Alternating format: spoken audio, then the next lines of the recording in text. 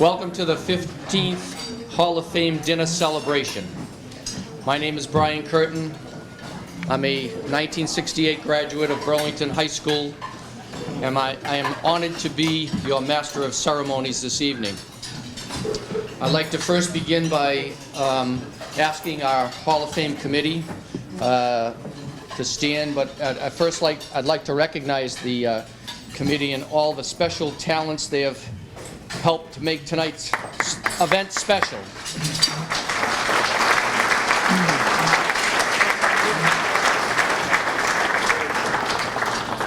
I'm going to ask each one of the members of the committee to stand. Paul Sheehan, who is our chairperson and treasurer. Paul.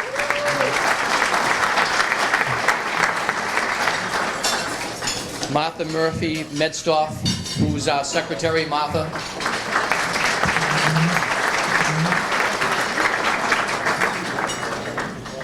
Dr. Eric Conti, Superintendent of Schools. Eric.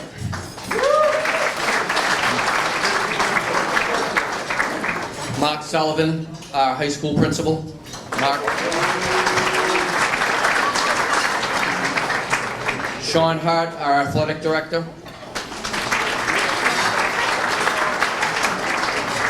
Deborah Thompson. Deb. Joseph Leone. Joe. Patrick O'Brien. Pat. Dick Howard. Dick.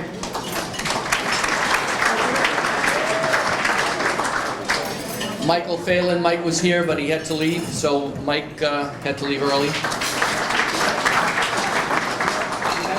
Robert D. Chiara. Bob.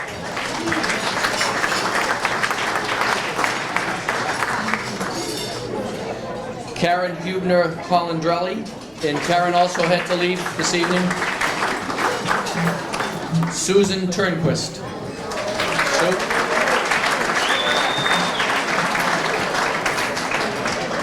And Coach Joe Levasseur.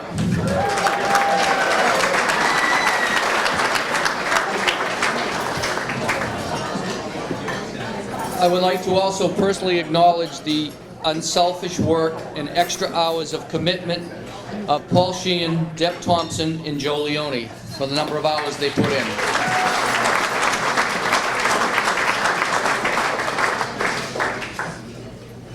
We have all suffered the past 2 years through this awful pandemic. However, an event like tonight shows the tremendous spirit of the Burlington school system and community coming together to recognize these outstanding athletes, hockey team, benefactor, and coach. To prove once again, Burlington is such a unique and great town that we all together we've worked in, we grew up in, and obviously it makes what many of us call home.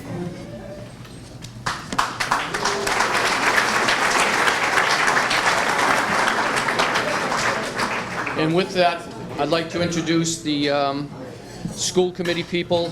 First, to lead off is my good friend Tom Murphy, who's chairman of the Burlington School Committee. Tom. Good evening, everybody. Thank you, Brian. Just take a moment. On behalf of the school committee, I want to welcome you all this evening. It's a wonderful event. I first want to acknowledge and express appreciation for the Hall of Fame committee. Brian just recognized all of them. The work they've done is incredible. It's hard to believe this has been 20 years since this thing got going. But every year, or every other year now, they do a great job of organizing the dinner, sifting through lots of names of wonderful athletes, and they do a great job. So I just want to echo Brian's thanks for them and for their efforts. To tonight's inductees, congratulations. It's an exciting night. My sister was actually inducted in 2007. I remember it was a lot of fun, and I'm sure all of your families that are here will appreciate the evening and appreciate the honor that's being bestowed on each of you. So on behalf of the school committee, congratulations to everybody. Thank you all for coming. I hope you enjoy the evening. Continue to support Burlington sports. Continue to stay involved with the town and with the school department going forward.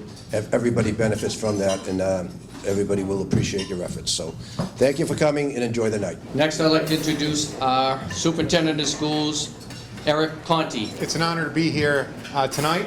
This event actually marks the first time that I am inducting in a group of athletes that I actually saw compete. So time goes by very quickly. So congratulations to all the athletes, but especially the hockey team. So it was great. Thank you for providing lots of entertainment.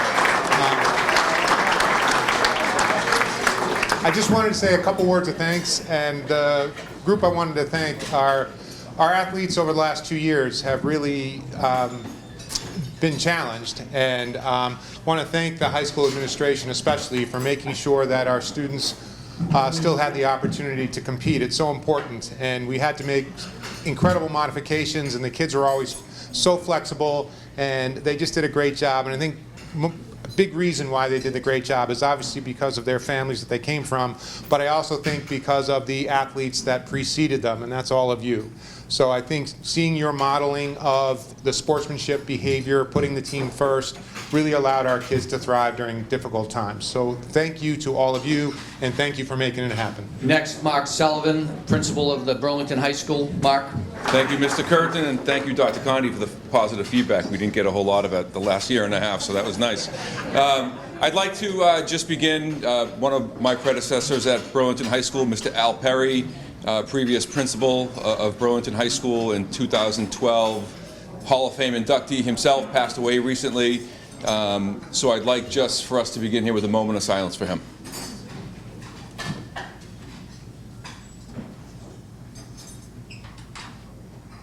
Thank you. It's always a privilege of mine to be here. Obviously, Burlington is a great place to work. I don't live here, but I consider this almost a second home to me. The town really supports our student athletes and our student programs, unlike I've seen anywhere else. So I thank everyone in the community for that. To all the inductees tonight, congratulations. Like Dr. Conti said, it's great to see previous student athletes that we had, the 2009 hockey team, great group of kids, and it's glad to see you all doing well and being back here tonight. And Mr. Buckley, one of the benefactors, a great supporter of everything in Burlington. And I look forward to hearing the accolades of the other inductees tonight. I'm proud that Burlington has such a strong commitment to its student athletes. So thank you for that, and congratulations again to all the inductees. Oh, and thank you to the Hall of Fame committee for all their work. Thank you, Mark. And last but not least, our athletic director, Sean Hart. Sean. Good evening, everybody. I'd like to start off by, again, thanking and letting know the Hall of Fame doing everything that they do and making this evening such a special time. And Paul, working with you has been great, and I appreciate all you do and what all the work the committee does. Secondly, I'd like to thank our administrative team at the high school. Without them, my job is impossible. The support we get from the community in the town is unrivaled in a lot of the places that I've been in a lot of the schools that I deal with. The community spirit here has been amazing. I look around the room and I don't have the accolade to say I've been here long enough to know the actual inductees tonight, and I'd like to congratulate all the inductees. But I've had over my 7 years the opportunity to work with some pretty great people that have had these athletes. And I know how important it is to them to talk about tradition, and I know how important it is to them to talk about the pride in the town and to wear Burlington on the front of your jersey. And I know that every coach that's coached here, I know every coach that is still coaching our young men and women are still preaching that and how important that is. And I think that what it comes back to is with the inductees here tonight, that the stories that I've heard, that the coaches love to tell, they still tell their current teams about the toughness and the pride and the passion that people played with before then. And I think that what people forget is everything that we're doing today is built on the backs of what you've done in the past. So we thank you, we appreciate you, and congratulations to all the inductees tonight.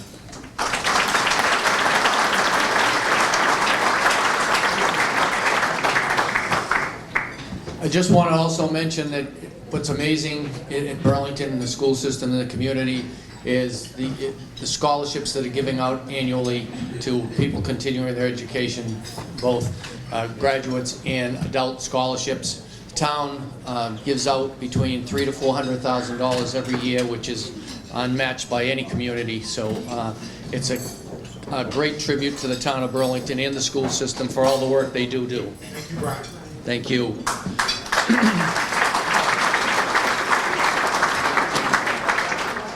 Now, let's get to the heart of the program.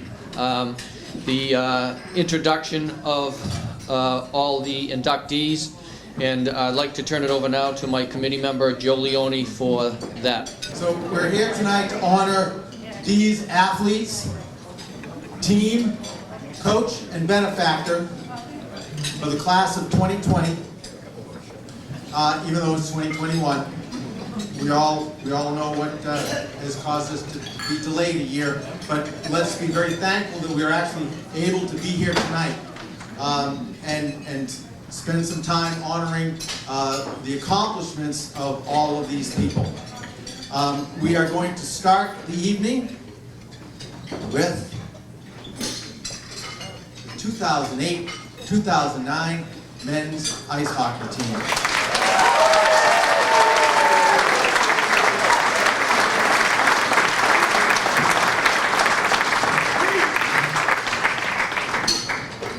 Try to keep that there. There's a tradition of greatness in hockey in Burlington.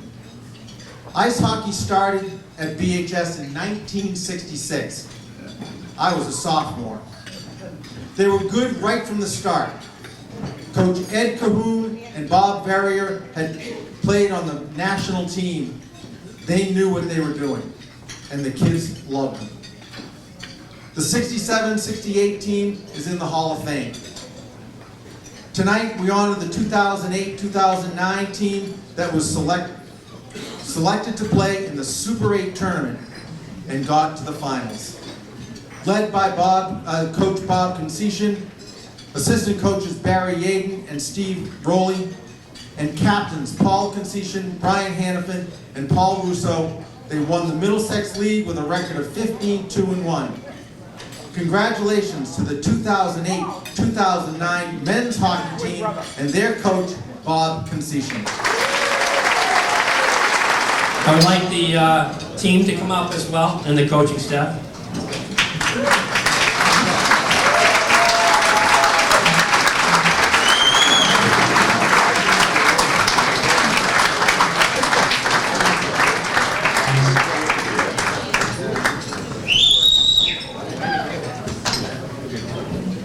Obviously, this is a great team because they're all here.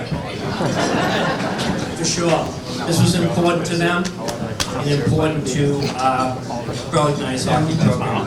First of all, I'd like to thank the committee for recognizing this excellent hockey team. I'd like to thank the nominating committee, including Director of Hockey Operations Kevin Graham, who submitted our team. I'd like to congratulate all the inductees. And I think one of the things that's great about coaching in a town that you're living in is the connections you make. Mike Atlas and Mike Davis both found their passion in other sports, but they also played t-ball for me. Jane Antolini spent time walking the corridors of Burlington High School with me, talking about students. Mr. Buckley, I have the blue ring on, as you can see. Mr. Buckley gave us the rings when we won our first state championship in 2011. No offense, guys up here. They will constantly say it was the Division I championship and not the Super 8.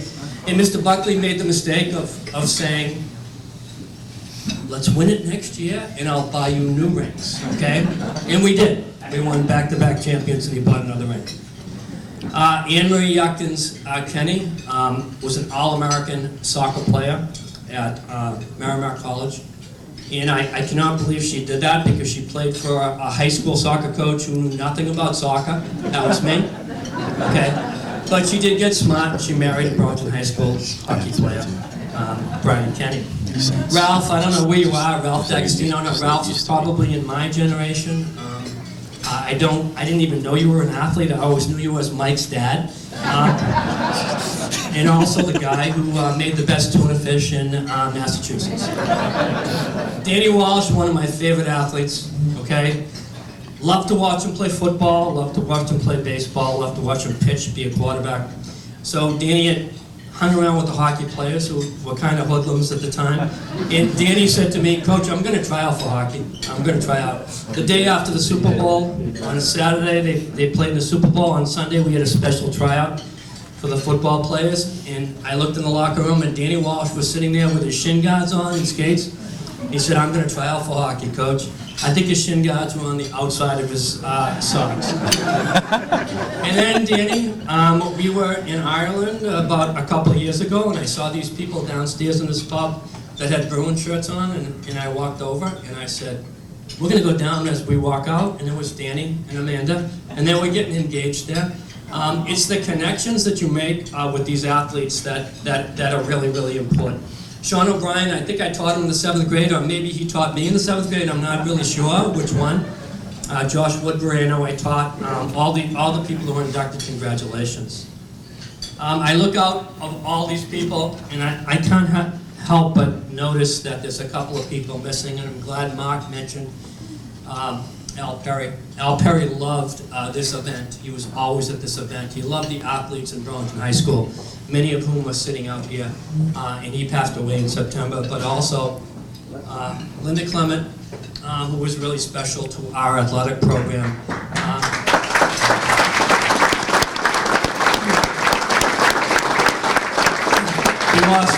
We lost Linda in July, and you know they both would be here supporting these athletes during the course of the season. Really miss them. I'd like to introduce our coaching staff. I know there's no time limit on this, and nobody told me anything. But our volunteer, Donald Morgan, who was a volunteer at that time, has now become one of the mainstays of our coaching staff. Barry Aiden, okay, who developed hockey players at 5:30 in the morning. Okay, that was his job, and he developed hockey players all the way through for 10 or 12 years with me. Great hockey player himself. And Steve Raleigh, who was kind of stole Steve from Melrose, and he's done a great job for us as an assistant coach. So I was thinking about tonight, and I'm saying, what do I say about this team? And I thought, okay, we have to talk about the qualities of what a great team is. I've had a lot of good teams. I've been really lucky. But great teams have certain things. First of all, they have talent. Okay, yes, this team had talent. All these people behind me were talented players. We had 2 players walk on at 18 years old to play Division III hockey, which is unheard of right now. We've had a lot of players go and play junior hockey, prep school hockey from this team. They have to have a passion for the game. This team certainly had a passion for the game every time they stepped on the ice.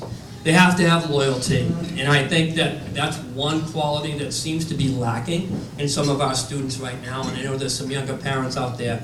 Please instill that in your children, that you be loyal to the teams that you play for and the people that are good to you.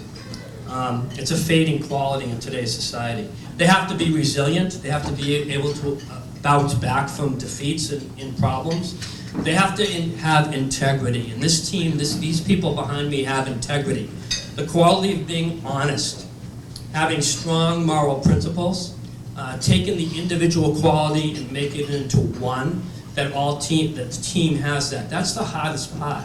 They might have that quality all together, but they have to pull it so that everybody has it. This team did. They have to have a community mentality.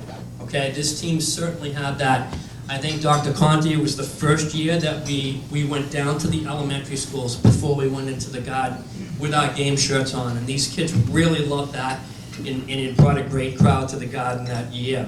And then about 5 or 6 years later, after we won the state championship, they instituted this game called Marty's Challenge, where we played the high school championship team of a few years later, had a great game at the Ice Palace for Marty. Marty Wells, who's now a thriving middle school student in our school system, who had leukemia at the time. You need to have leadership, okay? And we had a great senior class, and we had great leaders, and they weren't fake leaders. There's a lot of fake leaders out there now. They were authentic leaders, and you can tell by the fact that they're here, and they showed that leadership as well. They had to have a strong bond, and sometimes that bond breaks down as the team goes along, but this bond, the bond of this team became love. Okay, and I'm not afraid to say that because we're guys, but they loved each other through the end of the tournament. And I'm not really naive to think that this happens because we get in the locker room and we have fun and we develop that. I think we have a part of it. But these qualities, the values, the intangibles that we have, they have their genesis in their families, okay? And they're all sitting in those tables back there. It wasn't just a great team. It was a great group of parents and a great group of a great family activity that we all participated in. To me, some of the personal highlights of the season happened at the end, Saturday night at the Ice Palace. We only had 10 teams in the league at that time, and we won the Middlesex League that night. 2 miles away from us, there was another game going on in Woodbridge that had to work out the same way. And we had a celebration that was just pure joy on the Ice Palace ring. And then we went to that famous Take That MIA playing game versus Arlington Catholic. And we beat them 6-1. They still are trying to figure out what our power play looked like at that game in the form. Then the 3-0 game in the first game of the Super 8 that Ben Irwin shut that team out, that was really cocky, and it really it made us feel like we belonged in that. The overtime win against the very end where Joey Yaden came off the boards and sniped to win that and put us into that series against Winchester, which was a highlight 2-0 win on a power play goal that they couldn't figure out our power play as well. I wish I had the time to talk about every player as an individual. You look at them up here, their fathers, their husbands. They are really professional, classy professionals, okay, in their own life. And that's what it's all about. That's why this team is special. Instead of introducing all of them, I'm going to turn it over to our captains, our leaders, to talk a little bit about the team. So our captains, Brian Hannafin, Paul Conceição, and Peter Russo.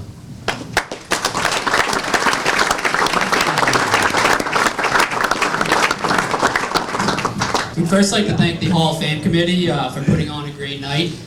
Thank you for choosing the 2009 Super 8 finalist hockey team to be inducted alongside this great class of Burlington High School athletes.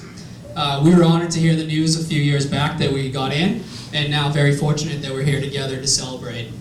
To our family and friends, thank you for your continued love and support from then and now.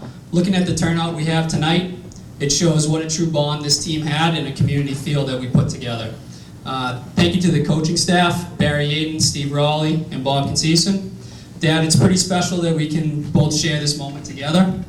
You continue to accomplish so much, and I'm proud to be a part of the first team that is inducted. One of your first teams that was inducted. You'll probably have a couple more, maybe. I think we heard that. You gave us one goal that year, and that goal was to win the Middlesex League, and I'm proud to say that we did that. So I'm going to turn it over to my fellow defenseman and co-captain, Brian Hannafin. As Paul said, my name is Brian Hannafin, and I have the honor of introducing the team. And I'm not going to do much more than that because I'm going to hand it over to Pete, who's going to say a few words about the team and the season. But one thing I do want to add is that each name I'm about to read played a vital role in our success in one way or another. So with that, start name. Our manager, Kenny Seda, who I don't believe is here tonight.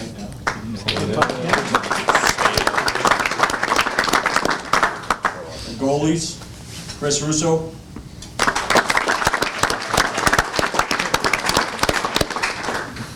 Stevie Walsh. Ben Irwin.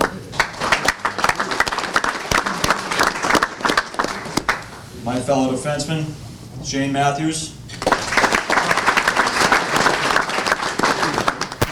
Mike Fahey. Dan Hannafin. Tim O'Mara. Paul Conceição. And for the forwards, Chris Irwin. Joe Centrella. James Brine. Ryan Collins. Peter Milanazzo. Neil Pandolfo. Keith Bonneau. Joey Yaden. Sean Duffy. Steve McLean. Kevin O'Neill. And last but not least, I'm going to turn the mic over to Peter Russo.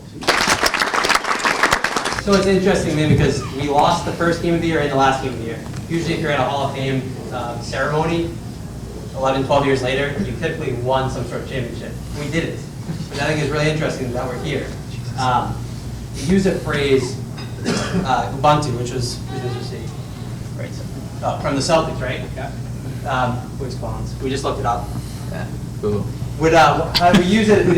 I know the definition, but We put it on the board at the beginning of the year. Ask Chris Irwin. Ernie, what do we got? Ernie. I don't remember. It was a long time ago. Yes, it's a funny thing because it's like we all know exactly what it means, but it's like impossible to find. So me and Colin were kind of looking it up beforehand. So I figured I'd go with a dozen of eggs analogy. So when you go to the grocery store and one of the eggs is cracked, you don't buy any of the eggs, right? And this team was a lot like that. We weren't very good, to be completely honest. We were very average of a team. The year before we were a 500 team. It's not like we got, it's a public school program, so it's not like we got an influx of players. So without every single egg being on the same page, which as she said is nearly impossible. I mean, we can barely get 2 or 3 people on the same page at the same time, let alone 25 people, right? So the fact we're here 10, 12 years later, and the only few people that are missing have work, KOs get married, things like that. So, but I mean, hell, we got most of the team here. That's just insane. So again, well, I'll keep it at that. I think I don't know if there's much point to go back. But you know what? Let's go back to game 1 and we'll all make the season. Anyways, thank you all for coming tonight. It means a lot to have so much family and friends here. We obviously don't get to see each other as much as we would in the past. Just a couple weeks ago, I actually listened to Brian give a best man speech at his brother Steven's wedding, which he knocked out of the park. I don't know if you guys remember the banquet from high school. It wasn't as good, but 10 years came a long way. So, but no, so it's just stuff like that. Me and Collins have coached together since 5, 6 years. My cousin lives in California. I don't know what you're doing, you should be like a model or something. That's all I come to see him. So there's so much family, so much connection here, and it's good to see everyone, and I hope you guys have a good evening. Jane Antolini came to Burlington in 1967. I was actually a senior that year, but our paths never crossed. That's Bob. There's Jane. Sports for women was not the same in the 60s. Girls were not encouraged to play sports. The rules were different in most sports, or they played games that boys didn't. Somehow, someone thinks that that softball is the same as baseball, and girls can't play. But softball is still a great game, nonetheless. Starting coaching basketball and softball at BHS, she worked hard at getting the competition level for women to be equal to the competition for men. She did it because she knew it was the right thing to do. Women had the right to do whatever the men did. She was a presence around the school for her girls. She encouraged them to be good people on and off the fields or courts. She was humble, saying when asked for details of her career, "I won Coach of the Year once. I'm not sure when or what sport." Sports for women have come a long way since the 60s, thanks to the pioneers like Jane Antolini. It is my honor to introduce for induction into the Burlington High School Athletic Hall of Fame, Coach Jane Antolini.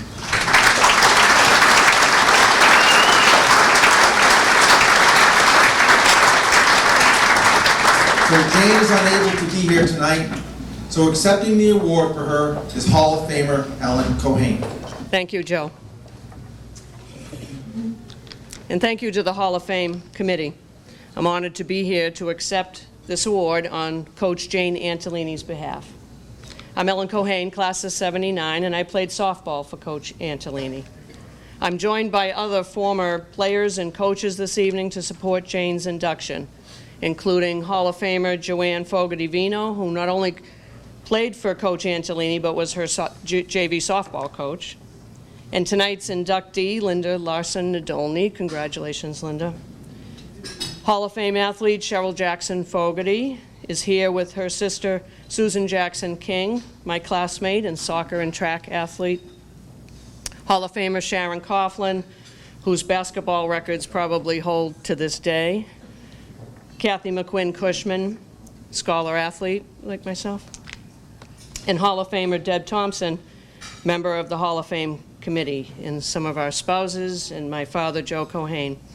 We're all very pleased to be here and give tribute. And I don't know if there are other players from Jane Antolini that I didn't mention. If you wanted to raise your hand, if there are others here.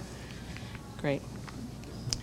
As Joe just said in his introduction, there are consistent themes from former players regarding Coach Antolini. Words like pioneer and competition are often used. Jane's own words in a recent email to Paul Sheehan were, quote, "Girls' sports were non-competitive, and folks preceding me believed girls should not compete in leagues.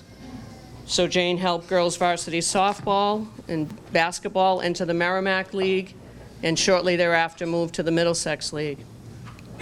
And Joanne Vino said, quote, "As a player for Jane, I and my teammates were fortunate to play for someone who valued competition, not just participation. She scrambled to find additional games to add to our meager schedule and advocated always for better equipment, at least with the name Burlington on it. When I returned to coach for her," said Coach Vino, "things had improved. Her teams became the ones to beat in the Middlesex League. She never wavered on her desire to elevate the level of play of her student athletes." Cheryl Jackson Fogarty spoke of the success of the teams in competition. She said of Jane, "We did win the Middlesex League in '77, and we were always a strong contender while she was at the helm. She was a tough coach, but within reason. She expected a lot from her players, which in turn I felt a motivation as a player to reach for more." Patty McQuinn, all-star softball pitcher, who wanted to be here tonight but is traveling, said, quote, "Coach Antolini didn't like to lose, and neither did we. Winning was the only option, and playing as a team, clicking on all cylinders, was how we did it. We practiced as a team, and we won championships as a team." Miss Antolini was both coach and guidance counselor, not an uncommon combination. She taught us to be both better athletes and better people. As Cheryl Jackson said, quote, "She was very fair and approachable, and you knew you could discuss any problem with her, whether it was your batting stance, shooting free throws, or a problem in school." Patty McQuinn summed up this dual role well when she said, quote, "Coach Antolini was more than a coach. She was a motivator who inspired you to do your best, take your talent to the next level. Never be happy with your performance and contribution to the team unless you're playing at your highest level. The direction, confidence, and life lessons I learned from Coach Antolini allowed me to be a mom and teach my girls to follow their dreams," she said. Jane cared about us in our lives off the field or off the court, as Joe said. She told us to choose our friends wisely, advice I didn't always listen to but should have. She would walk the corridors checking up on us during the season to make sure we were in class.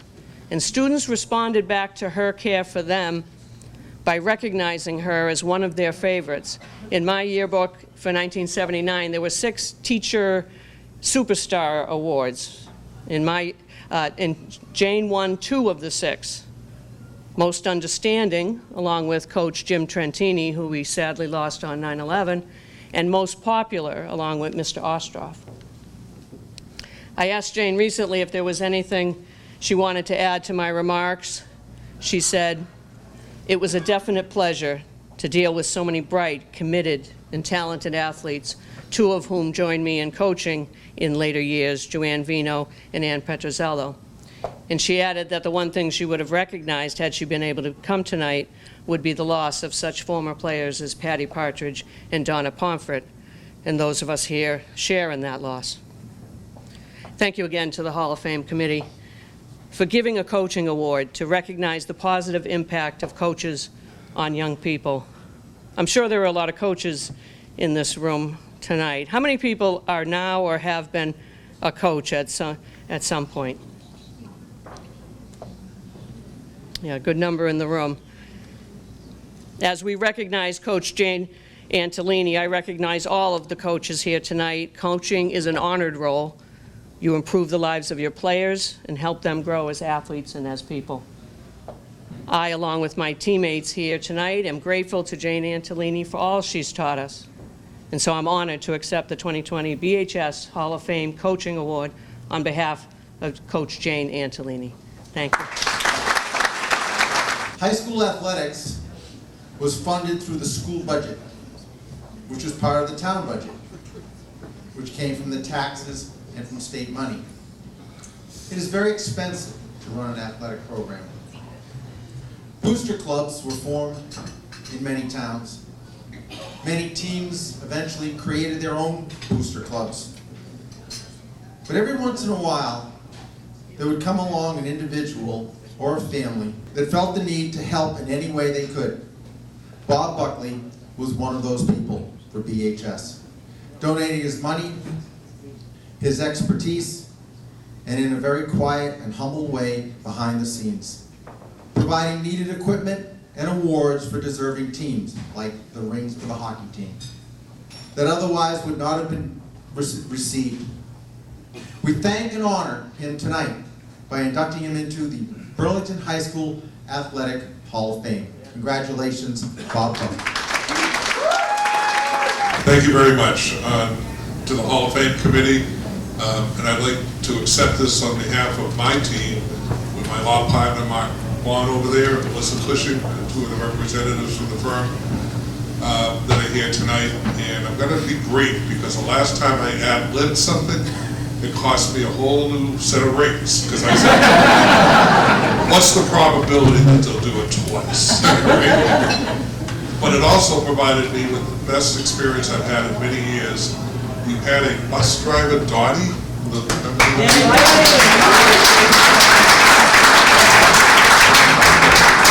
I took a call from someone who said, you know, you really can't get one of those monstrosity of rings for her, but you love a pendant. So I said, get the pendant. And I think she was surprised at the award ceremony. And it's the only time that I almost started crying when she came over and hugged me and tears were rolling down. And being Irish and no emotions, it was tough. But I just read. I'm sorry? She still wears it. But it was one of the more touching moments. You know, and it also, I'm going to make this brief because I know Eric Conti and Mark Sullivan from the high school know that we're a soft touch for anything to do with education. I firmly believe that the way you advance yourself in this world is education. So anytime there's something that comes up in town on education, I think we've tried to step to the plate. But education is not just what you learn in the books. It's, you saw the hockey players up here, and the speech just a moment ago about the coach. When you fund those athletic events and the bonds that you create through relying on someone else to make you do something, and you're not doing it for your own benefit, you're doing it for the team benefit, the school benefit, it's character building. And that is a lesson you can take through the rest of your life. It will it will never let you down. And if you develop it, culture it, it will enhance your development as a participant in society. I was lucky. I got to play at the high school level in a number of sports and also in college.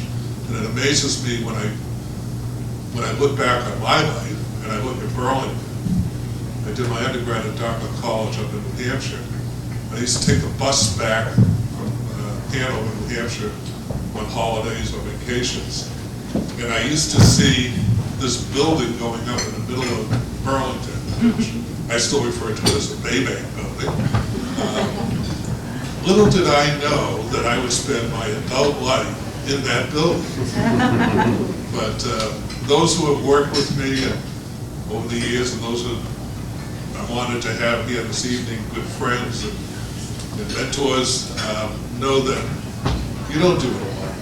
You just can't do it alone. You depend on the person on your team or in your practice that is willing to step to the plate and make sure that everyone's on the same page and everyone's pulling together, and through that cooperation and that uniform purpose, great things can be accomplished.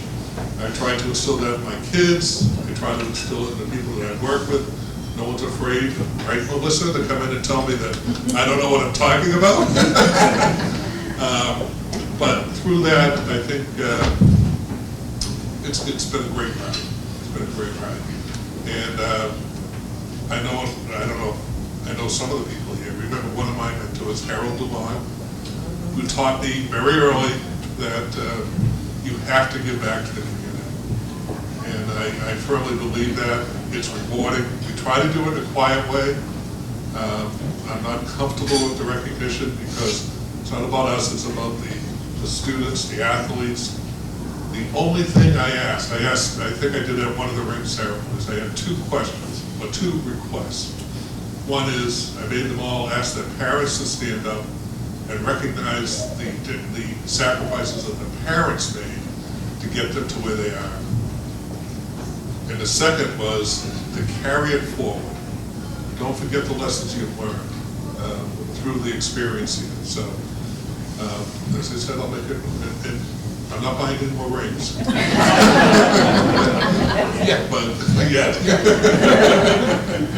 But on behalf of myself, my staff, my partner, thank you very much. Mike Atlas is an amazing athlete, having participated in this grueling sport. A 4-year varsity wrestler, 2-time captain, 3-time state champion, 2-time All-States champion, and an All-American. 3-time League All-Star, 3-time Globe and Herald All-Scholastic, a Lowell Sun All-Star, and the outstanding wrestler as voted by the mass coaches. Wow. It is an honor to be able to introduce Mike Atlas for induction into the Burlington High School Hall of Fame. Okay, so I've been asked to speak here for roughly 5 to 6 minutes, and that's roughly the length of a wrestling match, actually, regulation time. But the thing is, most of my matches, I probably averaged about 60 to 90 seconds. And they weren't really interested in hearing what I had to say either, so I'll do my best tonight, thanks. So I did Burlington's youth rep programs and youth leagues as a kid, and indeed had Mr. Concession as a coach. But honestly, by middle school, I'd come to believe that organized sports were just not something I excelled at. I mean, I had a good time, but I just didn't measure up. Maybe height-wise, weight-wise, basketball wasn't my deal. Football couldn't take a hit and didn't make the minimum weight. But one time, one of my friends in my neighborhood actually dragged me to a youth wrestling program, youth wrestling practice. And you know, the coach there, youth coach, Tony Bagney, he's not here tonight, but he might be a familiar name. He told me that, you know, you might have some potential, you should come back to next practice. And like by that point, I had pretty much given up on, like, you know, this is going to be my deal. I'm not going to be an athlete. I like riding my bike. That was pretty fun. But sports, I don't know, teams, But you know, I was really excited to hear that from it, and you know, having a coach believe in you, really, that's the start. Probably the following year, as an 8th grader, Coach Lev popped into the wrestling room, youth practice. I had him as a gym teacher at Fox Hill Elementary. You know, with that all-knowing grin, he looked and said, you know, I'm looking forward to having you be a wrestler next year on the team. And you know, I was so excited then, I could not believe it. Well, we had that introduction. The rest is history. You saw what I did in high school. I haven't done a lot since then on the wrestling. Sorry, haven't accumulated any new trophies, new hardware, all of that stuff's in fortunately it's in a Tupperware bin in the attic. But I hope I made you proud in the process back then. But let me tell you about that experience. It was exhilarating. I don't think I will ever have that much excitement in my life ever again. So, even then, actually, honestly, I still have occasional dreams. Coach Paul Schwartzman tell me, get ready. You know, he's going to sneak me into the lineup. Probably would make weight, too. Nobody would notice, right? In my dream, it goes that way anyway. You know, in hindsight, all of those trophies and medals are really exciting to collect, but today, my biggest takeaway is how fortunate and privileged I was to find something that gave me a chance to succeed, to excel, and to build my confidence and strength, and give me motivation to work harder than I've ever worked before, and probably harder than I'll ever work again in my life. Everything since then has really been easy in comparison. So again, I know tonight is supposed to be honoring my past accomplishments, but I'd like to shrug that off and toast to you, my parents, my coaches, my teammates, the administrators, educators, everyone else involved, schoolmates as well, a couple here tonight. None of my wrestling successes would have been possible without you. You strengthen our community bonds through sports and bring together families with wholesome, healthy, affordable activities that make a bigger impact on far more kids than just me. You sure made it possible for me to achieve my athletic successes. You believed in me and enabled me to do big things when I was just a kid. I hope I made you extra proud of what you produced, and thanks again.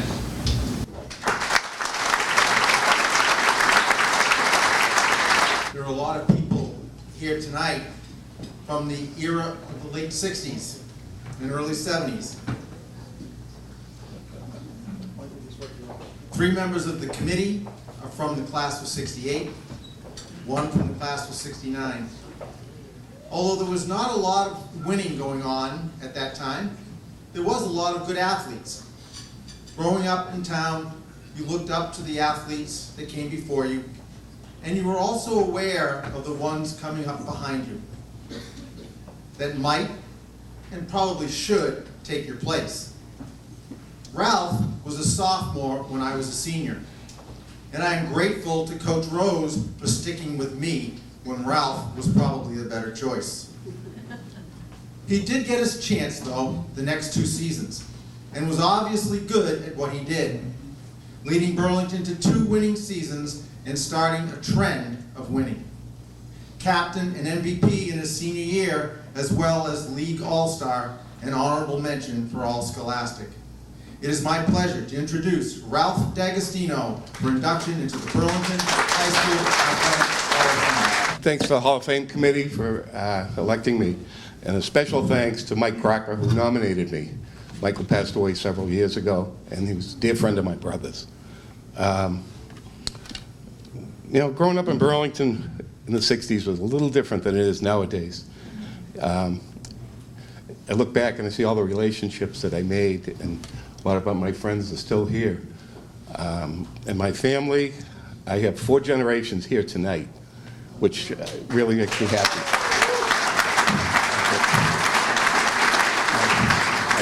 My brothers and sisters, my 93-year-old father, my son, and my grandchildren are all here. I've got some of my really longtime friends.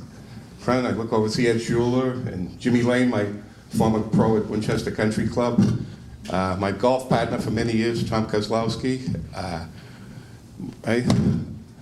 my best friend Pamela, and I see my grandchildren. I mean, you know, I look around and I see Joe Leone talked about people coming up, and the guys we looked up to. Phil, didn't forget you, Phil Gallagher. Long time, you know, Terry Morgan, Paul Sheehan, Rick Doyle, really terrific athletes. And a dear friend of mine, Brian Curtin, and I'm not going to forget the guy who was, my father always said, pound for pound, was the best football player I played with, Pat O'Brien.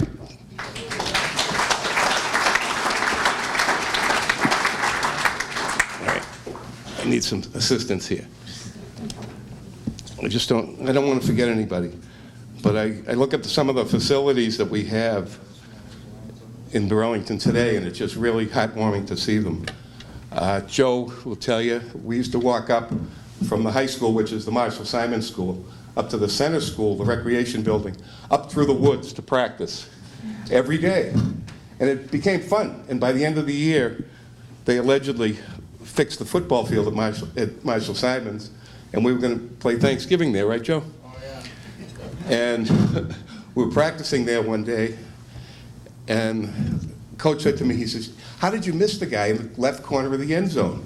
I said, Coach, I can't see him. He says, what do you mean you can't see him? I said, stand over here.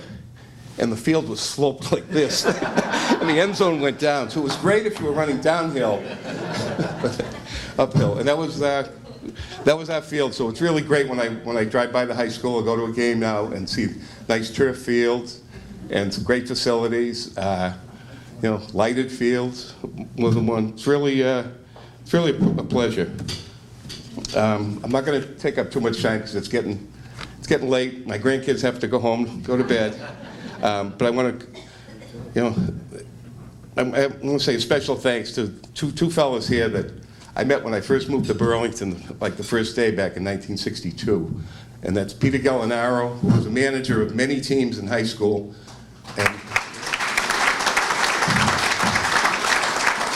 And Steve Howard.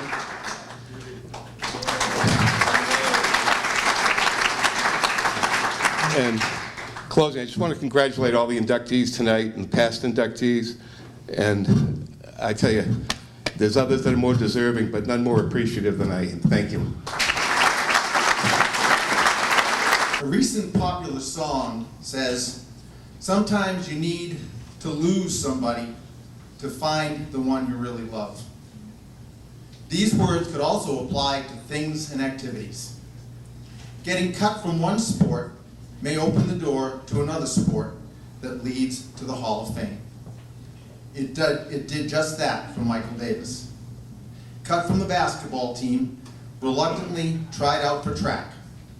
Legendary coach Newcomb handed him a shot, and the rest is history. Two-time league all-star, indoor state champion, outdoor state champion, all-states champion, Boston Globe and Herald All-Scholastic, Woodbridge Times Athlete of the Year. It is with great gratitude to the basketball coach that cut Mike that I introduce Michael Davis for induction into the Burlington High School. Thank you, everyone. I'd like to first say thank you to the Hall of Fame Committee. Thank you for deeming my career worthy of this prestigious honor. And thank you for putting this wonderful night together. Tonight I'm humbled to be joining such an elite group of athletes who represented Burlington High so well. I want to say congratulations to the fellow inductees tonight. Your success and recognition is well deserved. To the other track and field Hall of Fame members, I'm honored to be joining your select group. I've been on a journey since I arrived at BHS, and it's been full of twists and turns. Truth be told, I never pictured myself as a track and field athlete as a kid. I played baseball and basketball growing up and planned to in high school. That originally was my athletic dream. My freshman year, as you know, I tried out for the basketball team. With 2 days left of tryouts, Coach Lyons pulled me aside, told me I wasn't going to make the team. He wanted to give me enough time because he thought I should try another sport. I was crushed. Basketball was my plan for the winter. I remember thinking, well, what do I do now? I had a friend who was on the track team and told me I should join. He told me we just do a quick workout and then we just mostly chill out. Whenever I thought about track and field back then, I just assumed it was running and running and running around in a circle. That itself didn't sound very appealing to a 14-year-old kid. I was hesitant at first about joining. I figured I'd talk with my mom and see what she thought. She encouraged me to try it out, but also reminded me that if I didn't play a sport, I would have to get a job. So my decision was made right then and there. I was joining the track team. When I joined, I started as a 400-meter runner, and man, I hated it. The workouts were exhausting, and I found myself getting frustrated. I then hurt my back and missed some time. While I was in the trainer's room after school, Coach Newcomb stopped in to check on me. During our conversation, I told him I really wasn't enjoying myself. Coach then told me to come see him when I healed up and we could try throwing. Throwing? Throw what? I asked. I had no clue that was even a thing. Throwing the shot put, Coach Newcomb said. I figured that if that got me out of these brutal running workouts, I would try anything. That suggestion from Coach Newcomb would have a profound impact on me. It would completely change my athletic career at BHS and my life's path, resulting in this very moment. I'm standing here tonight for a few reasons. Some have everything to do with me. Some have everything to do with others. Others who saw potential in me, were patient, and pushed me to be the best I could be. I want to take a moment and acknowledge these people. I want to thank my family and friends in attendance right here. You've all had an impact on my life. I thank you guys for coming. Also, my teammates. They were instrumental in my career, especially early on. The upperclassmen on the team when I first joined were kind, welcoming, but also competitive. I truly appreciate all of you and how you played a part in my success. There's always such a great group of kids on the track team at BHS, including my 4 years. There's two people in particular I'd like to acknowledge. Without them, tonight would absolutely not be happening. First, Ross Newcomb. Coach Newcomb, Nuke. He wasn't able to be here tonight, but his role in my success and my career cannot be overstated. Thank you, Coach, for seeing something in me before I ever saw it in myself. His knowledge, patience, and guidance enabled me to achieve things I never dreamed of. None of my success in high school happens without Coach Newcomb. My induction tonight would not be happening without him. I can never thank him enough for everything he did for me in my 4 years at BHS. He truly is an amazing coach with rare gifts. I myself am a track coach now, and I still use some of the phrases, lessons, and drills that Coach Newcomb taught me. I also try my best to duplicate his coaching style. This has helped me even have success with some athletes I have coached. So thank you, Coach, for helping me succeed in high school as an athlete, and now even as a coach. You helped so many athletes in your career at BHS and helped build the program to what it is today. I would like to take a moment to ask the Hall of Fame committee to strongly consider electing Coach Newcomb into the Athletic Hall of Fame. It is more than well deserved. Me standing here tonight also does not happen without one other person, my mom. There was a Hall of Fame, she'd be a unanimous first ballot Hall of Famer. You're the strongest person I've ever met. Your resiliency and outlook on life is something I strive to duplicate. She's played both parent roles for most of my life, because my dad passed away in January of my freshman year. While my dad never got to see me compete in a track meet, my mom never missed an indoor or outdoor track meet in my 4 years at BHS.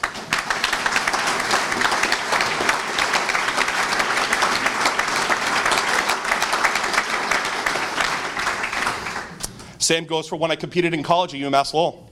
She traveled all over to watch me compete. She never complained, always encouraged me, and sacrificed so much to help ensure my success in sports and in life. Mom, you are my hero. I am the man I am today because of you. I love you and thank you for everything. It's amazing to look back now and see how the one singular event of me getting cut freshman year from basketball would completely change the trajectory of my life. I truly am a walking example of when one door shuts, another door opens. Thank you.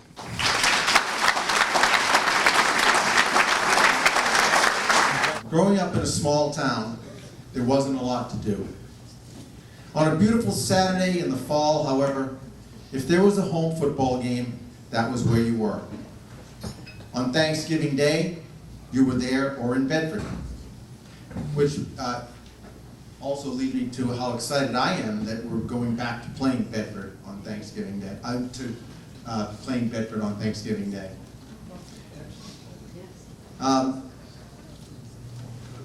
As a young kid, we watched the older kids play with awe and amazement, hoping one day that that would be us.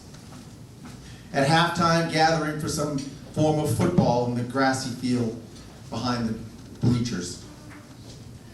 Doug Hyde was one of those young athletes I looked up to and wanted to be. Even more so a few years later when he coached my Stand Usual baseball team with his good buddy Phil Policelli. They were more than high school athletes now. They were productive members of the community, firemen, youth coaches, and role models for all. Doug Hyde didn't get the recognition that his teammate Jerry Skelton got, but he was every bit as valuable to the 57-58 Hall of Fame football team. He was a huge presence on the offensive and defensive line, opening up holes for Jerry big enough that he could walk through. It is long overdue, but I am proud to introduce, posthumously, Doug Hyde for induction, I'm having real trouble with that word tonight, induction into the BHS Athletic Hall of Fame.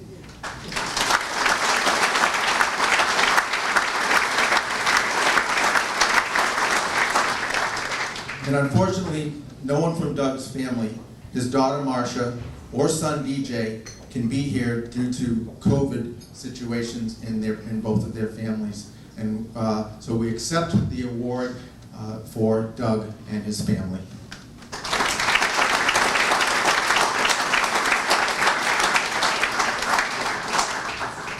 As I've said before, the class of '69 is well represented in the Hall of Fame and on this committee.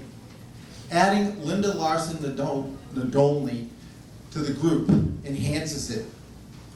Linda played 3 sports, a rarity for anyone, but especially women at that time in our society. 3 letters in field hockey, 3 letters in basketball, and 4 in softball makes her a rare 10 varsity letter winner. Captain of 2 sports, speaks to her leadership, and an all-star in softball. Linda went on to have a very successful coaching career at Acton Boxborough. And it is my pleasure to introduce Linda Larson Nadolny for induction into the Burlington High School Athletic. What an honor it is for me to be inducted into the Burlington High School Athletic Hall of Fame. This journey began a long time ago, over 50 years ago, when I was a freshman in high school. I remember the day when my life would change forever, when my friend and classmate, the late, great Patty Partridge, approached me in the hall and asked if I was going to try out for the softball team. I had no idea there were even tryouts. Patty was a great athlete, loved playing sports, and knew that I did too. And she said, you have to try out for the softball team. And so I did. And because she stopped me in the hall that day, she changed my life. I tried out and made the varsity softball team, and what a positive influence and lifelong impact it had on my life. Now, every day after school, I was practicing and playing a sport that I loved with others that shared the same passion. Instant friends. I played varsity, field hockey, and basketball, but my absolute passion was softball. Rose Salmancini, who was the coach my freshman year, put me in as a relief pitcher early in the season. And then from that moment on, I became the starting pitcher and pitched every game throughout my high school career. My senior year, Jane Antolini, also a fellow inductee here tonight, was an outstanding coach and role model, and she advocated for us. She is the one who initiated having our results and highlights broadcast over the intercom during morning messages. It gave our team a sense of pride and recognition. Now the student body knew who we were, and they respected our accomplishments and winning record. Unfortunately, back in those days, there was no data kept, or I have no idea as far as standings, but I do know we were pretty good and we won more than we lost. And we always played our hearts out. At the end of the season, there was always an awards banquet, and if you played varsity, you were awarded a letter sweater. It was a coveted award. I still have mine today. You could tell by looking at someone's sweater what sport they played and how many years they played it because of the insignias on the letter. I was so proud to wear that sweater. It was an honor to represent my school and my community. After high school, I continued my athletic career at UMass Amherst and pitched a few games my first 3 years. But the thing I remember is on days when we had away games. Now, this was back in the 60s, early 70s. And we would hop into a couple of station wagons, and our coach and assistant coach would be the drivers. And our first stop was the gas station. So we go to Amherst Center and go to the gas station, but not just any gas station, no. We went to the one where you got a free car wash with a fill-up. And so there we were, sitting in the station wagons, going through the car wash, and then we would be on our way. I'm happy to say that things have changed since the early 70s for women's sports. And since the passage of Title IX, which was established in 1972, but didn't become mandatory until 1978. Before Title IX, only 1 in 27 girls participated in sports, and in 2016, 1 in 5 participated in sports.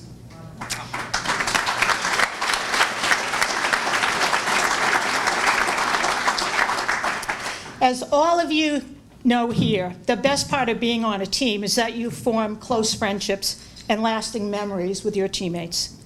Little did I know that my teammate and good friend, Sharon Nadolny, who played all 3 sports with me, would become my sister-in-law. My friend and teammate, Joanne Fogarty, who played a mean shortstop back in the day and also played field hockey, continues to be a treasured friend to this day, along with her husband, Bob Vino, who played center for the hockey team. And they are both members of the Hall of Fame. And my husband and I have been friends with them for 50 years. Woo, that's a long time, Joanne. And then Joanne and I went on to play 18 years under the lights at Marvin Field, which was run by the Recreation Department. Those were some great times. Upon graduation from UMass, I began my career as a physical education teacher for the Acton and Acton-Boxborough regional school districts. And I started the junior high softball program there and coached for several years. And then for 21 years, I went back and got my master's degree in elementary ed. And I taught for 16 years at the Douglas School in Acton, 4th grade. And as a classroom teacher, I brought all of those skills and life lessons that I had learned through playing sports at Burlington High School. And I shared those with my students. I loved every minute of it. Now I'm retired, and you can find me on the golf course pretty much 5 days a week. I'm addicted. And I've got to tell you, golf is a sport that keeps you humble. And I've got to add, I was so surprised tonight that 2 of my golf buddies, my friends, came tonight and surprised me and are here with me tonight to celebrate in this honor. And I thank them, Deb and Karen, for coming.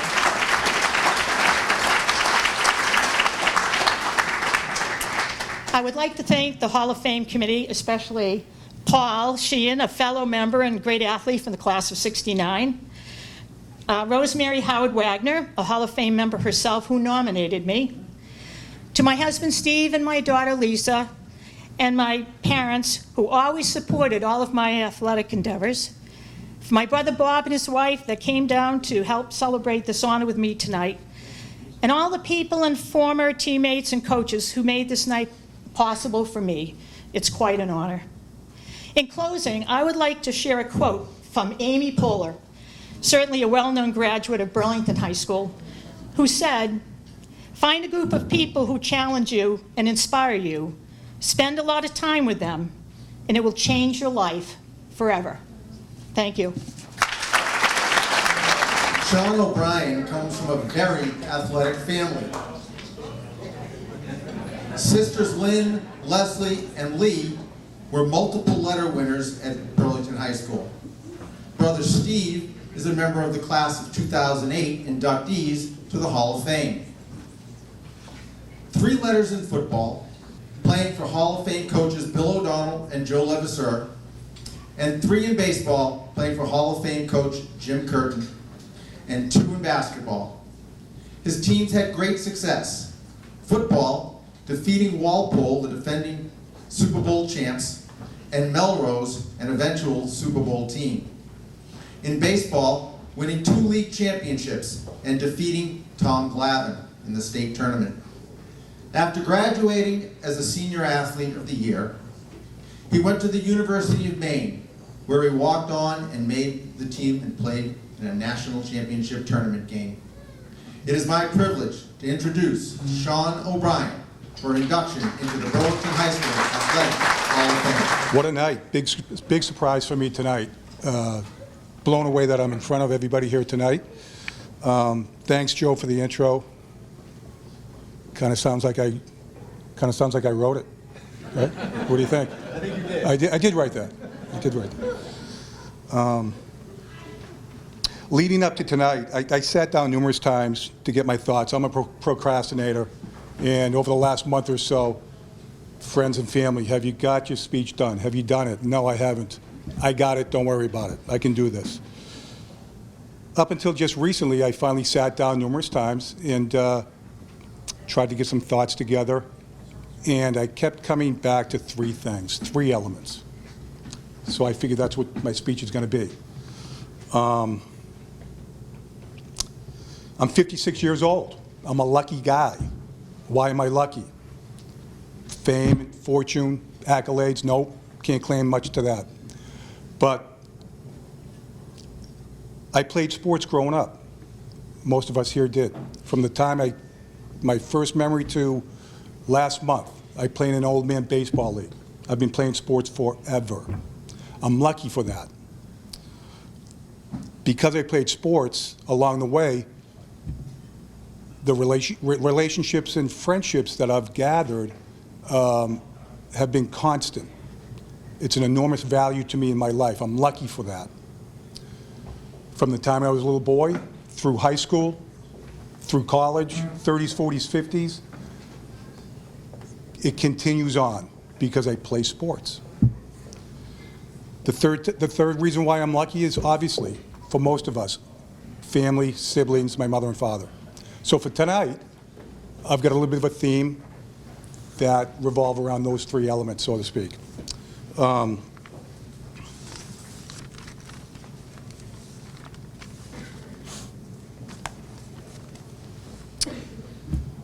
Before I start, though, the elephant in the room, that's disturbing. And it's disturbing for a reason, that picture.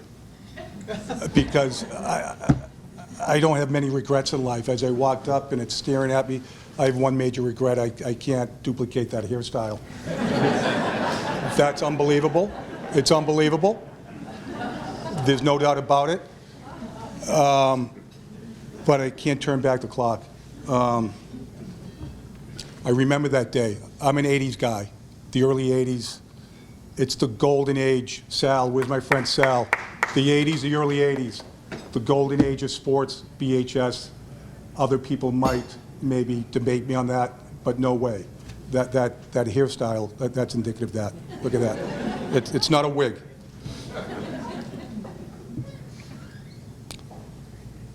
I remember the day the picture was taken. Where's my mother? Is she crouching back there? You picked me up, dressed me up, put my tie, my suit on, and you brought me to the photography studio on 3A, right? We remember that. And you said 2 things to me. Typical. Hurry up, I'm waiting, and smile. Hurry up and smile. That's it. You were busy. You had things to do. You had things to do. Pick me up, drop me off. Drop me off, pick me up. You waited. What took you so long in the locker room? We have to eat. What are you doing? Let's go. over and over and over again.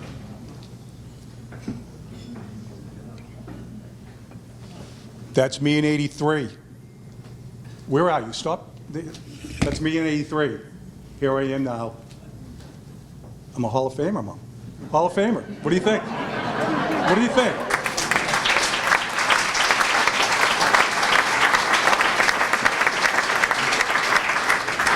It took a while, but kind of worth it.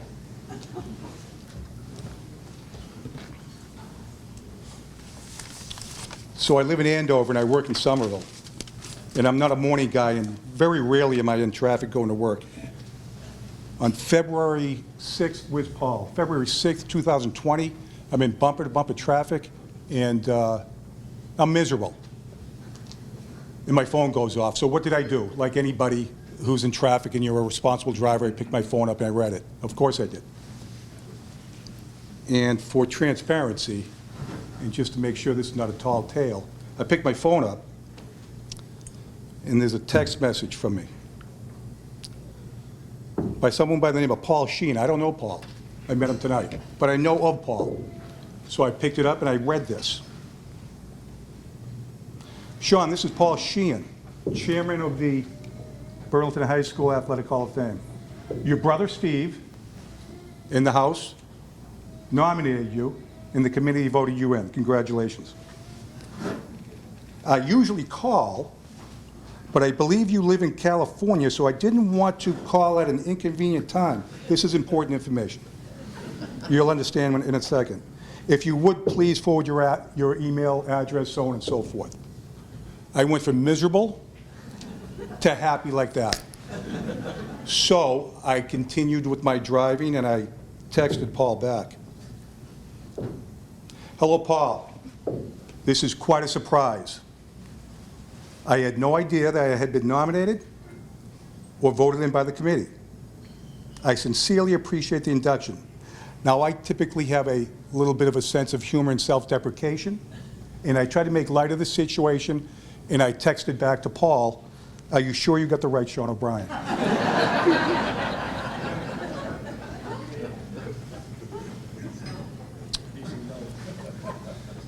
Paul texts back and it says, hi, Sean O'Brien, Steve, brother of Steve. Yep. Live on Town Line Road, Burlington? No. No. And I don't live in California. So because I'm a bit of a head case, I got real anxious and concerned. And I started doubting some things. I thought it might be a prank by maybe a table over there. I started thinking I was being pranked. So I texted back again. Actually, what I did was I called you back, and you didn't answer. So now I'm really stressing out. Misery, happiness, confusion, stress in the span of, about a minute and a half. No answer. So I get to my office in Somerville. About 15 minutes later, I sit down, and the first person I text is my brother Steve, who lives in California. So I text him, because I didn't want to be an inconvenience. But at this point, I settled down. I assumed that it was a done deal.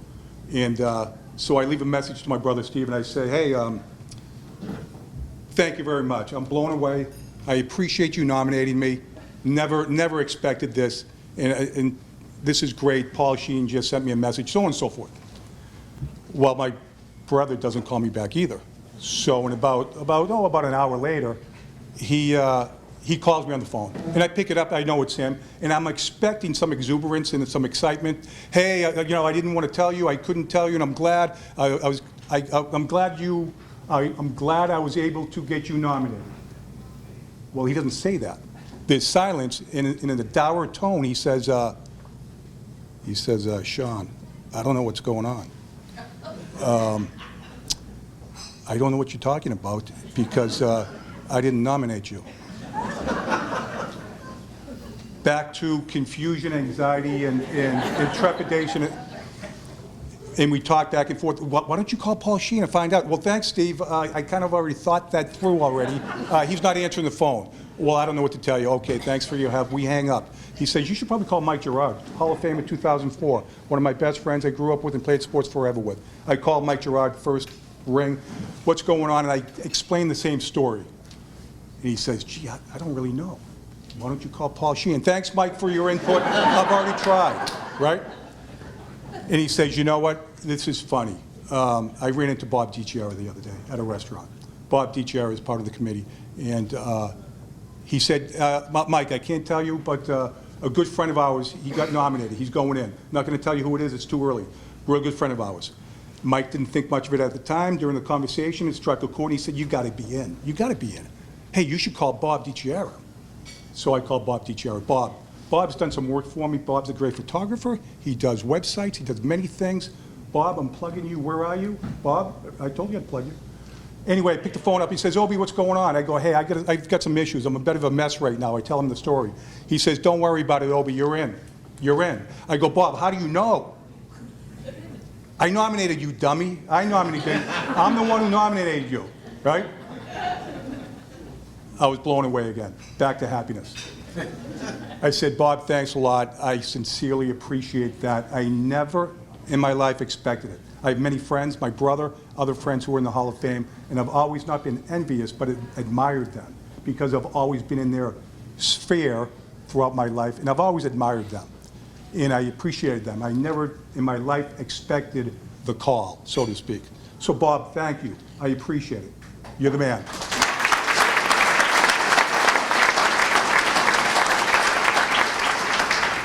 To the committee, you got to get voted in. You voted. It was two things were happening that night. It was a long night and you had to go home, or the wine was good. The wine was good. It must have been good that night. Thank you for the votes. I appreciate it. I appreciate it.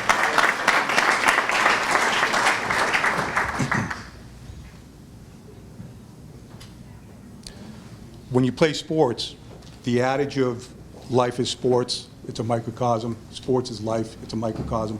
They run parallel. Takeaways, giveaways. What do you learn? What do you take away from failures, successes? We've all heard this a million times. And relative to the story I just shared, it kind of dawned on me. What was my takeaway of that experience? And, well, the first one was my older brother Steve could have nominated me 15 years ago. That would have been nice. That would have been nice, Steve. And the second one was, I think Paul Sheehan needs to start making personal phone calls, or maybe send some standardized letters or something. Maybe a rubber stamp from the principal's office. Something, Paul. That was a tough day for me. That was a tough day for me, Paul. I thank you. I know you are so involved, and I appreciate you and everybody who works with you.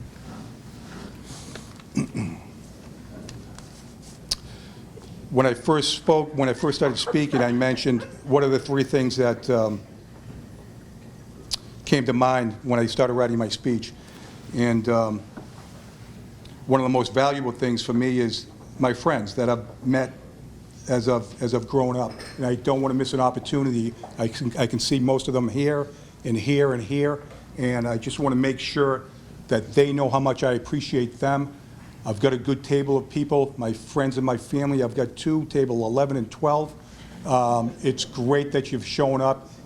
I greatly appreciate it. By name, I'm looking at you eyeball to eyeball. Mike and Dave, and Steve, and Sal, and Dave, and Joe, and Rich, my man Sergio from University of Maine, my roommate and teammate at the University of Maine. Also, the university that Coach Joe Lev went. We've got a little, we're repping the University of Maine tonight. Thanks for coming, all of you guys. I appreciate it.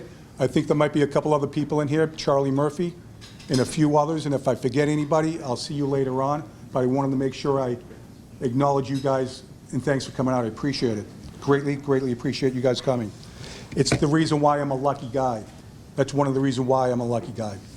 I've got just a few vignettes, stories, anecdotes, if you will, just to share. So I'm living in California, and I'm 44 years old, and I've got a bucket list. And I want to run the Boston Marathon. I'm not a marathoner. I played basketball, football, and baseball. I don't run, but I have to do the Boston Marathon. I get it in my head, and I start training for it for a little bit. And I'm not prepared for it. 4 or 5 months later, I get on a plane, I come back to Burlington, stay with my parents for a couple nights, and I'm going to give the Boston Marathon a shot. My sister Leslie picks me up, brings me to Hopkinton, drops me off, and I'm not a legitimate entrant in this race. I jump in the back of the line. The gun goes off, and I start running. I had 3 goals.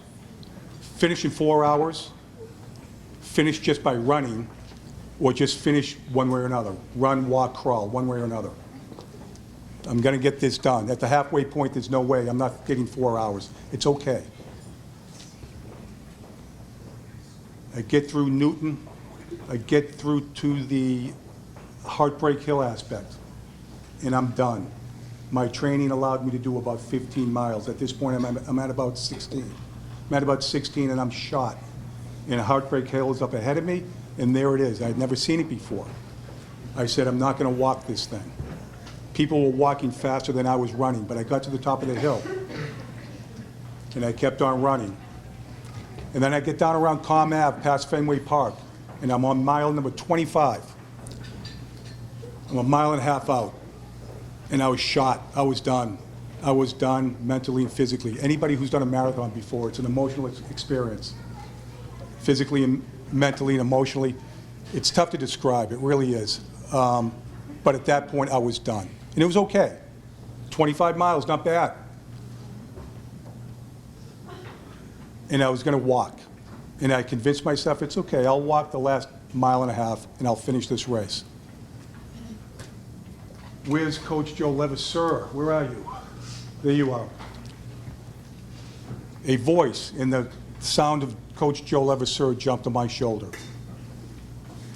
saying, if you can get through this right now, you can do anything in life.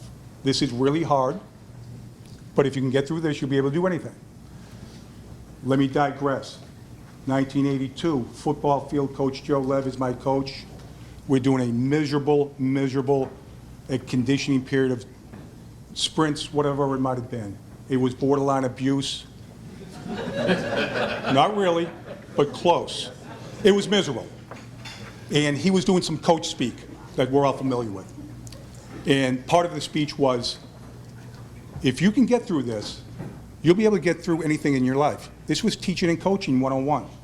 And as kids who just wanted to go home, as one of the players, I wasn't buying it. But I heard it. If you can get through this, you'll be able to get through anything in life. This is as hard as it'll get.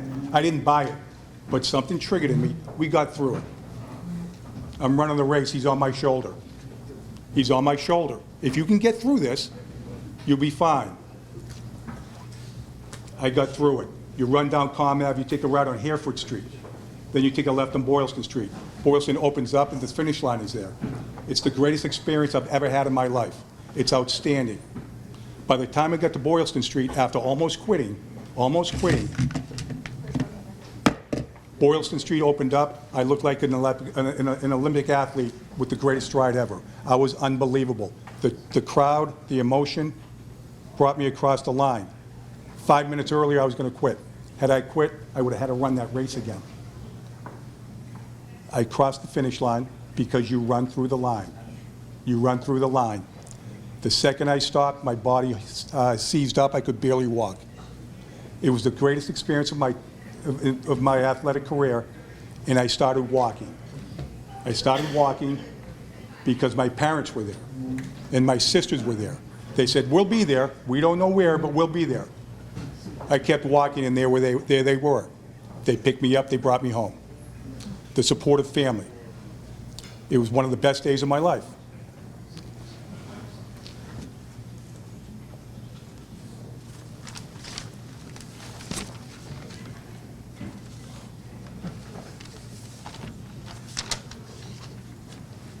I mentioned Coach Lev. I played for another coach, Bill O'Donnell. He's not here tonight, but I remember as a skinny little sophomore, he threw me into a couple games, and I thought he was crazy, but he did. And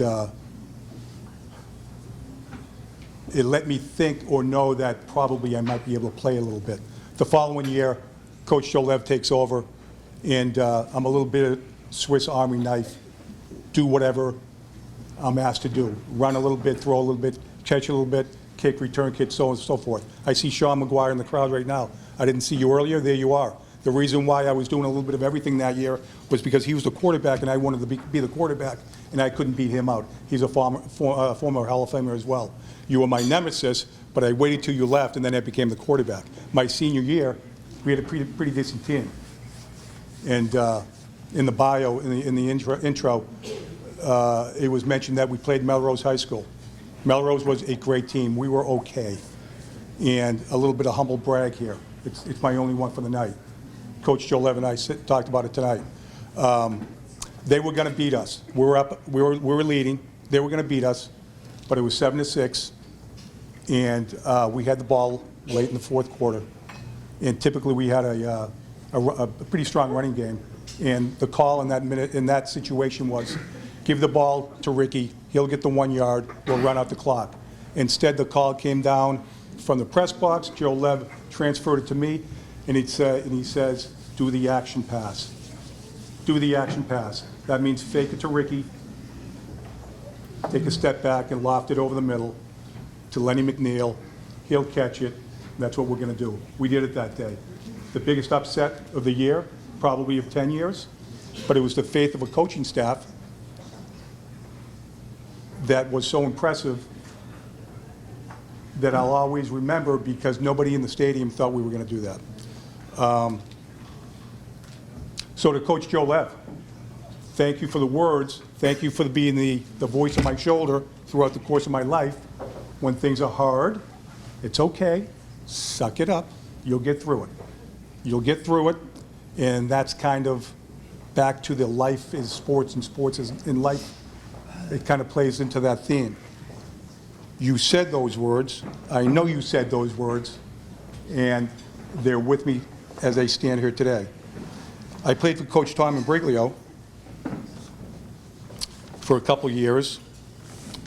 And just a quick anecdote with Coach Tom Imbriglio. As a junior, we had a good team. We went to the state tournament, and I broke my ankle. I was a contributor. I played pretty well, and I broke my ankle halfway through the season, and I couldn't finish out the rest of the season. We make the tournament, and I'm not ready to play, but I dress. We're losing the game. The game's over, and we're not going to win. We have to run out the clock. And he looked down the end of the bench, and he realized that my season, I had a bad break, so to speak, literally and figuratively. And he looked down the end of the bench, and no way should I have gone into the game. As a token of his appreciation, he looked down at the bench at me and said, get in there, enjoy it a little bit, you deserve it. And I remember the nod and the wink he gave me. I greatly appreciated that. As a senior, not so much. As a senior, not so much. We had great young kids. We had not so great seniors that year. So the way I thought things would play out didn't quite play out. But that's okay, because that's life. Not everything's good. Successes and failures. I had some successes my senior year that year, not so much. But it was okay. We got through it. Following that season, I, again, played for another Hall of Fame baseball coach, Coach Jim Curtin. We were loaded. We were loaded on that team. Again, I'll debate anybody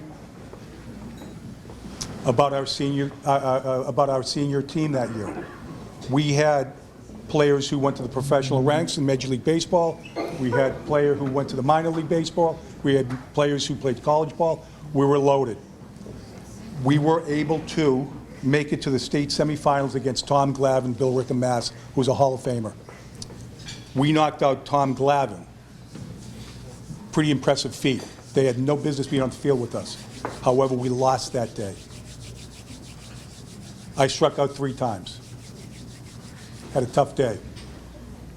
Whenever anybody asks me, did you play high school baseball? I say, yeah. I struck out 3 times against Tom Glavine. But again, successes and failures. That's what comes with sports. I mentioned the 2...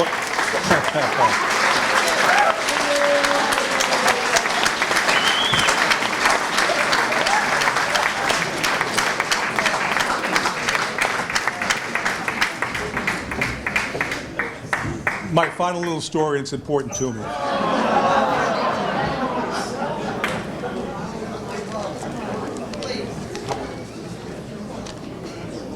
My three elements and theme of the night, I just mentioned them. Sports and friends and relationships. But of course my family and my parents and my siblings, they're here tonight. My mother, my father, my brother Steve, Leslie, Lynn, and Lee, they're here tonight. Here's the thing. Here's the important thing about really, which kind of encompasses what I'm trying to convey here. And I appreciate you bearing with me.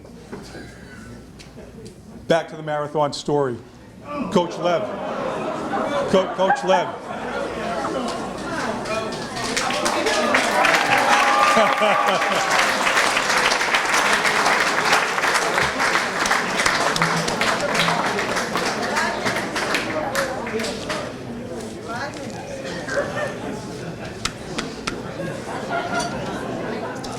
I just want to convey to my parents, thank you very much. It all centers from you guys.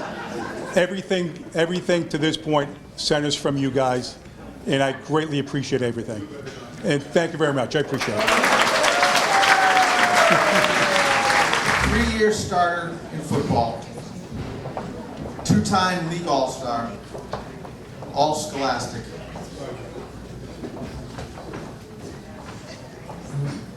Lowell Sun All-Star and Division II Player of the Year.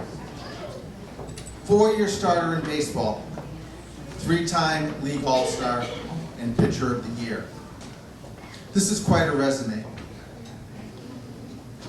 I'm taking my life in my hands here, but I am going to digress for a moment, so please bear with me.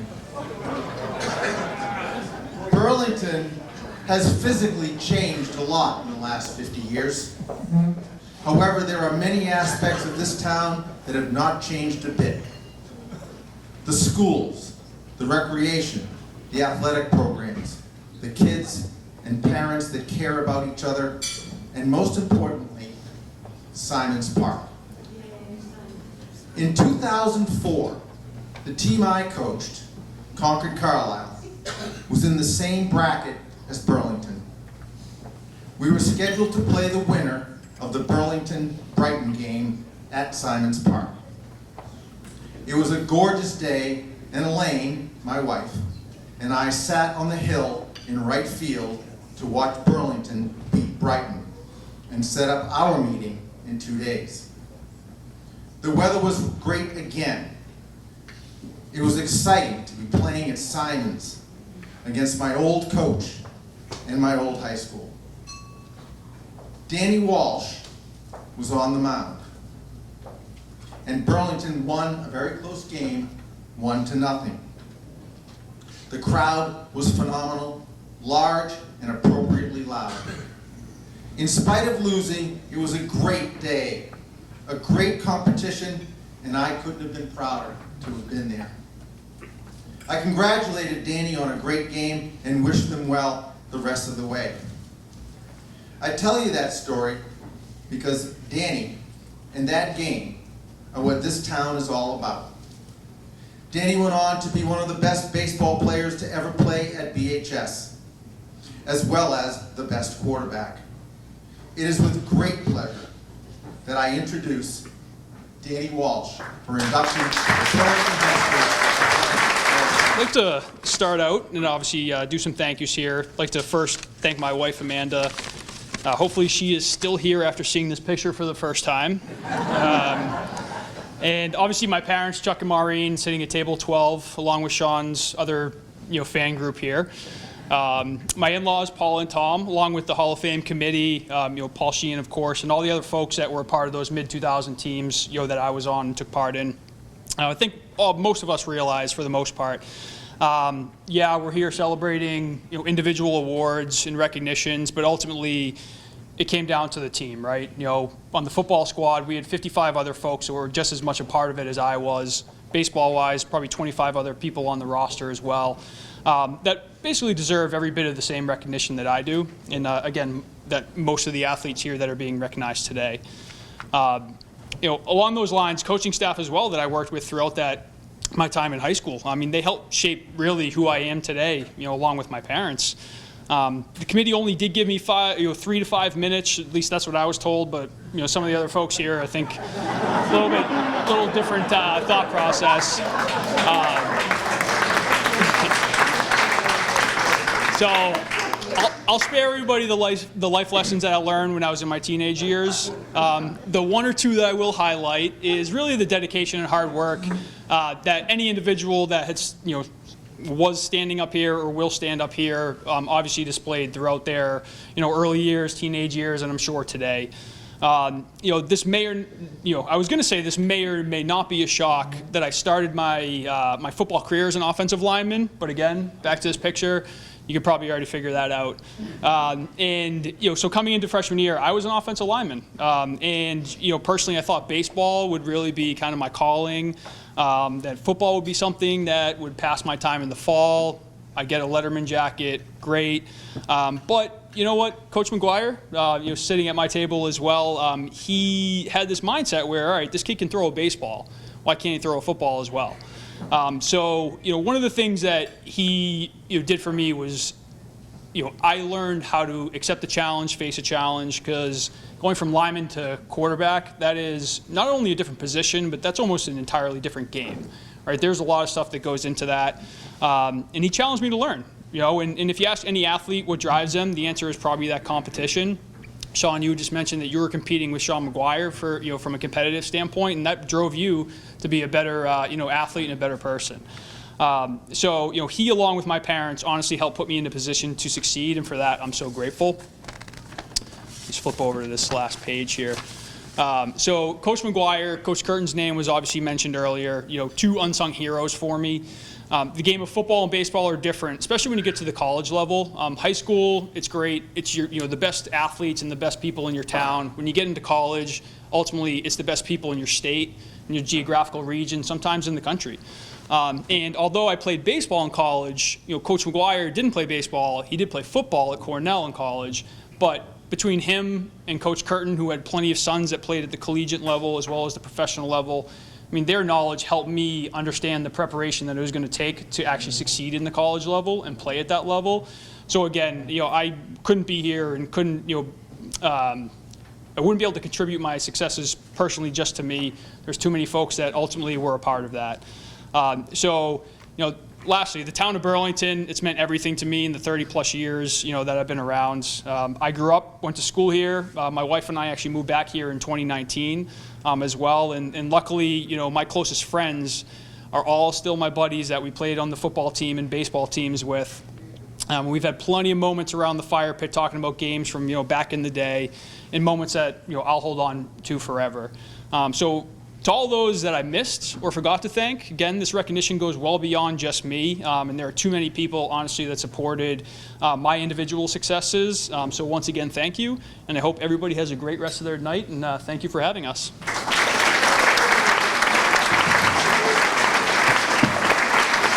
4 letters in swimming, 2-time league all-star, and undefeated in league meets. A member of the relay teams, qualified for sectionals 4 times. Went on to swim for Babson for 4 years and was captain as a senior. It's not easy to be a swimmer. Most practices are at 5 a.m. at some other pool, some far place away. Not sure how that played out for Josh, but that's how it goes with swimmers. Grueling sport as well. Hopefully he is sleeping later these days. I am honored to introduce Joshua Woodbridge for induction into the Burlington High School Athletic Hall of Fame. First, thank you to the committee. I really appreciate it. It's truly an honor to be inducted into the Hall of Fame.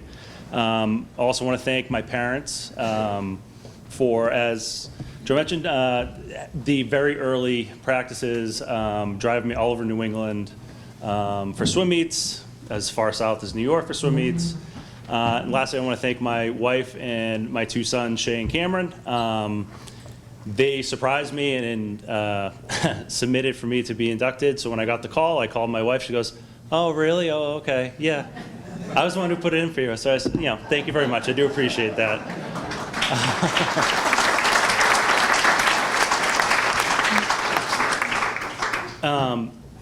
I never really would have thought, I started swimming when I was 5. I started swimming in town at the Burlington Swim Tennis Club, swam every summer.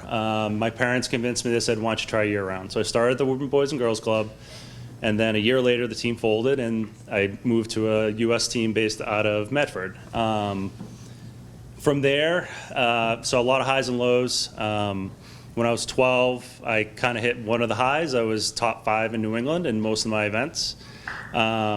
Later that summer, I had a little surprise. Doing other sports, I was actually taking my black belt test for karate, and I passed out. And a ton of medical tests later, came to find out I had enlarged aorta. And that kind of turned everything kind of upside down. And after that, I was allowed to continue swimming. However, I had to take a beta blocker, which slowed down my heart rate. So as a sprinter, that's not really something that helps.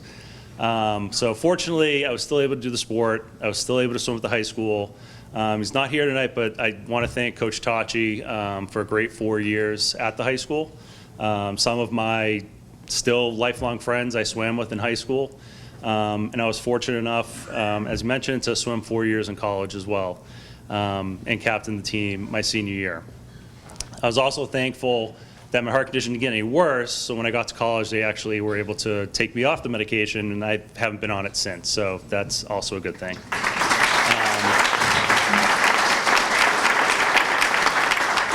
But I will say what I take joy in now is I coach a lot of sports for my sons, and both my sons actually swim now as well.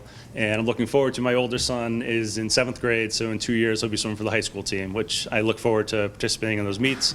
Moved back to Burlington 8 years ago, so I'm glad my kids can grow up here. My kids swim at the Swim Tennis Club where I grew up, so it's kind of come full circle, so it's great. So again, thank you all. I feel very honored, and have a good rest of your night. 3 varsity letters in soccer, captain, and 2-time league all-star. 4 letters in indoor track, qualifying for the state tournament 3 times, and a 3-time league all-star. 3 letters in outdoor track, 3-time qualifier for the state tournament in the mile and the 2 mile, and 3-time league all-star. I'm honored to introduce Anne Marie Yutkins for induction into the Burlington High School Athletics. Hello, my name is Anne Marie Kenny, formerly Anne Marie Yutkins, or as most of you know me as Yeti. I wanted to start off by saying it is an honor to be here today, and I am so thankful to be inducted into the Burlington High School Hall of Fame with all of these other well-deserving honorees. Congratulations to everyone here today. As you know, Burlington has a strong athletic program that I am proud to have been part of. As I think back over my years here, I am reminded of the life lessons and skills my family, my coaches, and my teammates have taught me. Lesson 1, commitment and dedication are the foundations to success. Soccer has been my life since I was 3 years old. All I needed was a soccer ball and a patch of grass, and I was a happy girl. My parents, my biggest supporters, taught me that once you make a commitment, you stick with it no matter what, and quitting is not an option. That was an easy task as I lived and breathed soccer. In addition, commitment unlocks the doors to opportunity, and opportunity may only knock once, so you need to be prepared. The summer after my freshman year of high school, opportunity knocked and I answered. I was recruited to play in the Dana Cup in Denmark, France, and England. I will never forget standing underneath the Eiffel Tower warming up for a scrimmage against one of France's elite team. This moment prepared me for BHS tryouts, and I earned the position of varsity sweeper. Lesson 2, hard work and perseverance trumps talent every time. Talent can only take you so far. You need to put in the work if you want to be victorious. Soccer is more than just a game. It's the endurance, it's the focus, it's the refinement of skills. Setbacks are just obstacles towards your success. This lesson was one I truly understood after my freshman year of college. I shattered my ankle and was placed on injured reserve for the season. The setback did not derail my fortitude. I continued to put in the work, and each day I made progress, and eventually I was back better than ever. I was honored my senior year as captain, MVP, and All-American. Lesson 3, teamwork wins championships. As team captain and sweeper, I learned to communicate with my teammates.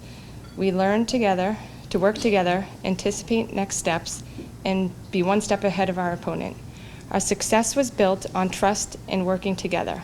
Although the field was where we spent most of our time, we also bonded over pasta dinners and decorating seniors' houses.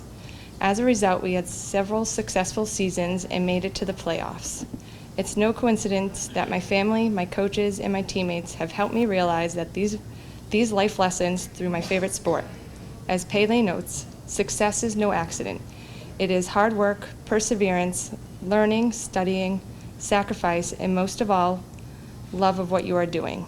Pele recognizes that the love of the game goes beyond the field.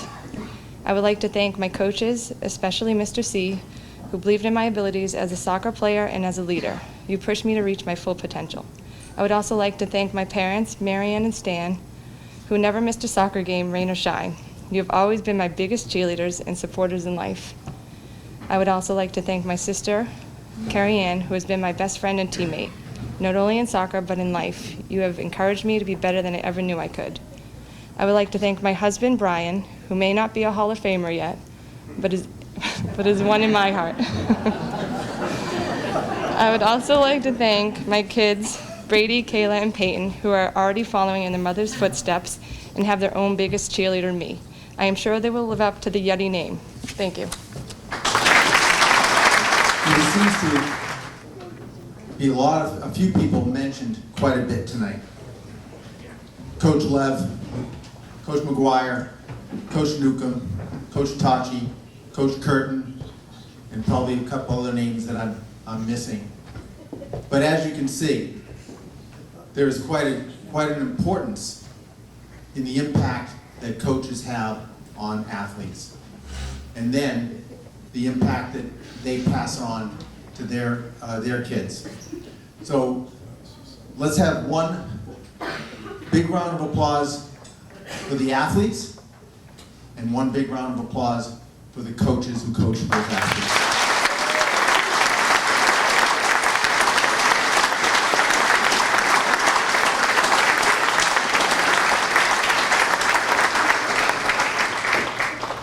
A fantastic night. Congratulations to all of the new inductees into the Hall of Fame. And I'd like to turn the program over now back to Brian Curtin.